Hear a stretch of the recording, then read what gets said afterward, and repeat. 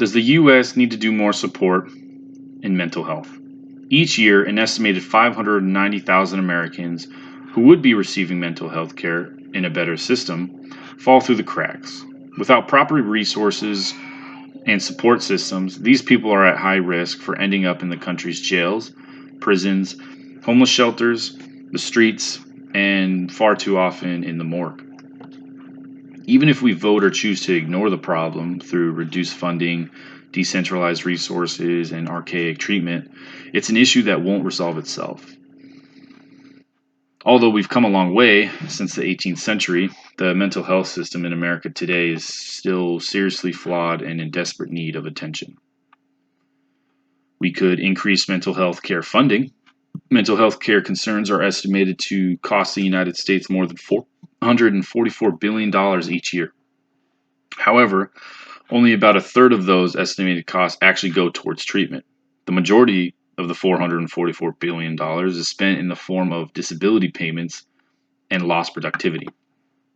The real cost to society as a whole is significantly higher, as this total doesn't include the cost of incarceration or loss of earnings for caregivers. Despite the high cost to the country, mental health budgets are usually among the first to be cut in times of economic hardship. From 2009 to 2012, states cut $5 billion worth of mental health care services in the nation, and the nation eliminated more than 4,500 public psychiatric hospital beds. Because of poor policy moves like this, in a crisis, many people who experience serious mental health issues wind up in emergency rooms because there is no place else for them to go. When all other services have been cut, an emergency room is the only place where they won't be turned away. The reality is that by increasing rather than cutting mental health care budgets, the country would ultimately save billions.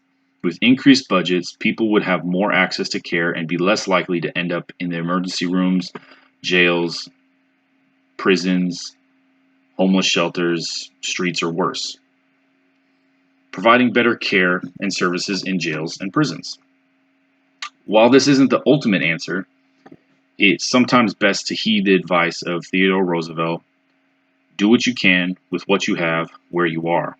As previously stated, there are approximately 10 times more people with mental health issues incarcerated than there are being treated in state-funded hospitals. What is perhaps saddest about this statistic is that as states have been cutting funding for mental health services, they have increased funding for jails and prisons. Many prisons have few, if any, mental health treatment options.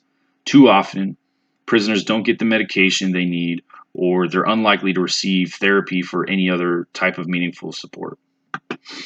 Since prison beds appear to be replacing the beds in psychiatric units, trained mental health professionals should be employed in the penitentiaries, not just for brief evaluations, but for continued care and support.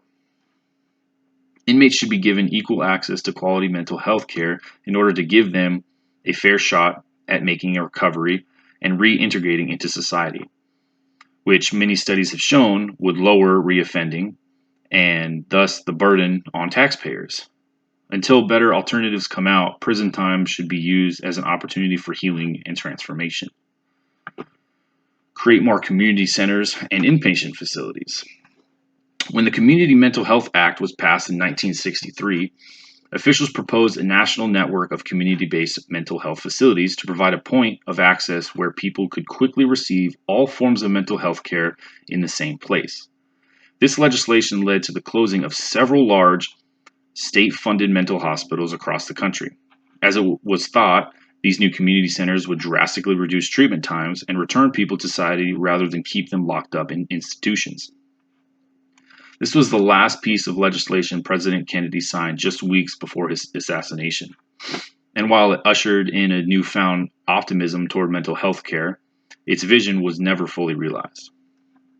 Regrettably, most of the necessary support for the proposed community mental health facilities was never provided, resulting in less than half of these centers being constructed and many people getting lost in the transition from state facilities to community-based facilities. Though much has changed since 1963, the vision of a comprehensive mental health care system is still an important one. Providing compassionate care and support. On the surface, it appears lofty and idealistic, but this is perhaps the most important change we can make to improve mental health care. Many psychologists have attributed poor mental health outcomes in America to overmedication and the lack of validation for the individual's experience. John Ware Perry was a Jungian-oriented psychiatrist with more than 40 years of clinical experience working with individuals experiencing psychosis or schizophrenia. He believed that the best way to care for an individual experiencing these conditions was to support the conditions themselves rather than trying to suppress or reverse them in any way. Through his clinical practice, he found that when a person's experience was validated and supported in a positive way, even many of his most challenging patients would become reality oriented with as little in 2 to 6 days, so less than a week. The integration phase that followed took about 6 to 8 weeks on average.